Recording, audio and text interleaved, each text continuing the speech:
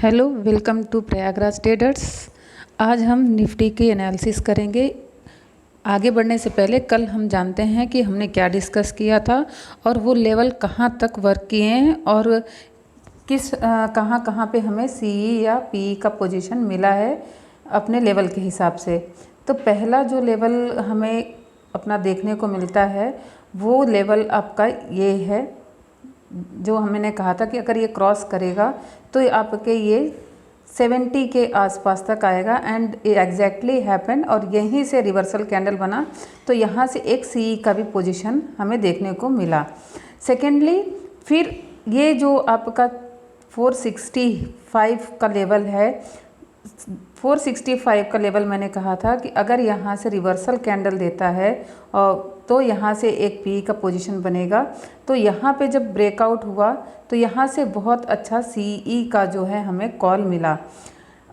मैंने आपसे कहा था कि यहाँ से आप ज़्यादा पॉइंट के लिए नहीं रुकेंगे क्योंकि ऊपर साइकोलॉजिकल लेवल है और वहाँ से जो है आपको बहुत अच्छा एक पीई मिलेगा। But because today was totally a trendy market, it has not respected the level. वो अपने ट्रेंडी नेचर होने की वजह से ऊपर चला गया। तो हम यहाँ पे किस तरीके से, मैंने जो कल डिस्कस किया था वो डिस्कस किया था कि अगर वो हायर हाई बनाता है, अगर आप यहाँ देखेंगे तो यहाँ 500 के पास से अगर देखेंगे ये हायर हाई बनाता हुआ गया तो हर हायर हाई पे आपका एक कॉल इनिशिएट हो सकता था। और यहाँ पे जब थर्ड रन आया तो आप देख सकते हैं बहुत अच्छा मूवमेंट यहाँ पर इसने हमें दिया। तो मैंने इसलिए यहाँ पे 500 के ऊपर अवॉइड करने के लिए कहा था क्योंकि जिसको प्राइस एक्शन का अभी पूरा नॉलेज नहीं है वो ट्रैप हो जाएगा और यहाँ पे एसएल्स हो जाएंगे।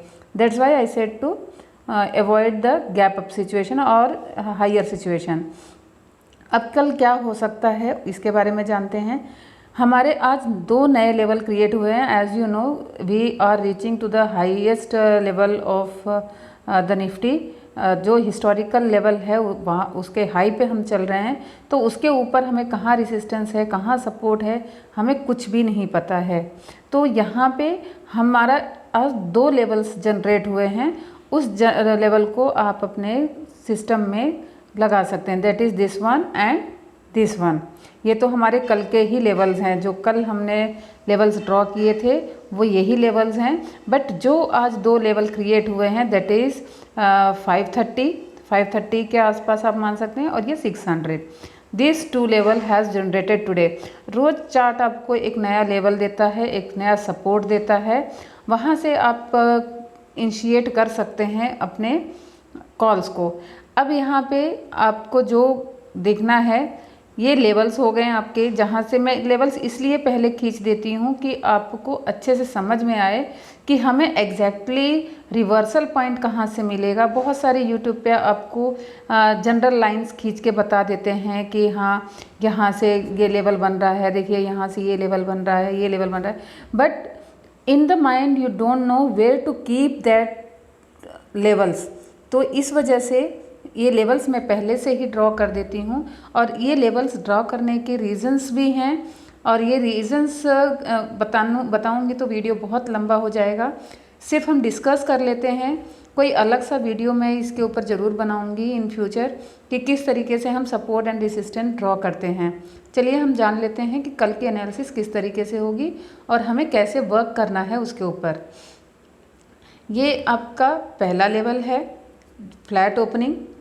इस एरिया में कहीं पे भी फ्लैट ओपनिंग होती है तो यहाँ पे आपका ये डिसाइडिंग पॉइंट होगा। ये जो आप 600 देख रहे हैं ये आपका डिसाइडिंग पॉइंट होगा। डिसाइडिंग पॉइंट किस लिए होगा? क्योंकि ये हाईएस्ट है। अगर इसके ऊपर क्लोजिंग देता है और ऊपर जाता है तो यहाँ पे एक अच्छा सी पोजीशन बनेगा, लेकिन ज़्यादा आप उसके लिए मत रुकिएगा क्योंकि यहाँ से कोई भी रेजिस्टेंस नहीं है। तो ये कहाँ से वापस आ जाएगा, कहाँ से रिटर्न हो जाएगा, कहाँ का हाई बनाएगा, कोई भी चीज़ हमें क्लियर नहीं है। तो अगर आप सी कंसिडर कर रहे हैं तो छोटे से लेवल के लिए कंसिडर कीजिएगा, बहुत ज़्यादा लंबे लेवल के लिए नहीं।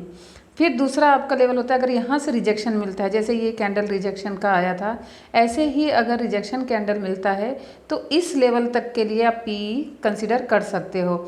मैं आपको बता देती हूँ कि ये कहाँ तक है। ये जस्ट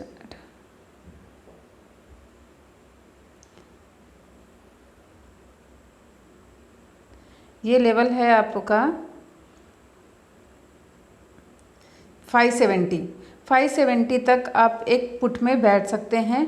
अगर दूसरा लेवल, जब दूसरा आपको अगर टारगेट लेना है तो वो आपका 530 दूसरा टारगेट होगा, क्योंकि यहाँ पर भी एक लाइन है लेकिन ये माइनर सपोर्ट है, इसलिए मैंने इसको बहुत ज़्यादा वो नहीं किया है, बट ये एक आपका बन सकता है। फिर यहाँ से रिवर्सल, यहाँ से आपका एक अच्छा सा सी बन सकता है अगर आप यहाँ पे एक रिजेक्शन कैंडल देखते हैं तो। और ब्रेकआउट में ऑब्वियस बात है कि आप पी लेंगे, लेकिन पी में आपको लिए बैरियर्स यहाँ पे बहुत हैं, तो इस लेवल में मैं बहुत ज़्यादा इंटरेस्टेड नहीं हूँ पी के लिए। सो अगर रिस्की ट्रेडर्स हैं आप तो यहाँ से आप एक पी कंसिडर कर सकते हैं, और छोटे लेवल्स के लिए, क्योंकि ये बहुत ज़्यादा हाई पीक पे है। कहाँ से फेक ब्रेकआउट दे रहा है, कहाँ से रिवर्स हो रहा है, इसको जानने के लिए बहुत ज़्यादा जो है चार्ट एनालिसिस की ज़रूरत पड़ती है। तो क्योंकि आप रिटेलर हैं, छोटे मोटे टारगेट्स फिक्स करते हैं, तो उतना टारगेट आप फिक्स करके निकल जाइए, लॉस मत दीजिए मार्केट को। नेक्स्ट, गैप अप में आप पिवोट पॉइंट्स को एनेबल कर लीजिए। पिवोट्स पॉइंट्स आपको लेवल्स बताएंगे कि कहाँ पे सपोर्ट है और कहाँ पे रेसिस्टेंस। तो ये आपका सिनेरियोज़ हैं। पहला सिनेरियो आपका फ्लैट ओपनिंग, इसके ऊपर जाता है, डे हाई के ऊपर जाता है तो आपका सी, और वहाँ से अगर रिवर्सल देता है तो पी। दैट मीन्स कि आपका ये पॉइंट डिसाइडिंग होगा कि आपको यहाँ से पी लेना है या यहाँ से सीई लेना है। दूसरा सिनेरियो आपका 530 के पास आता है, अगर यहाँ से ड्रॉप होता है और यहाँ से रिजेक्शन कैंडल मिलता है तो एक अच्छा पी आप कंसिडर कर सकते हैं और अच्छा टारगेट मिलेगा। और अगर यहाँ से ब्रेकआउट देता है तो नेक्स्ट आप जो है इन टारगेट्स के लिए रेडी रहिएगा। ये है हमारा कल के लिए लेवल्स। अगर आपको कोई भी डाउट होता है तो इन लेवल्स को आप ड्रॉ करके इनके ऊपर आप वर्क कर सकते हैं। मैं कोई सेबी एनालिसिस नहीं हूँ, आप ट्रेड अपने रिस्क पे लीजिएगा। Thank you for watching my video and giving your precious time. Thank you, have a nice day.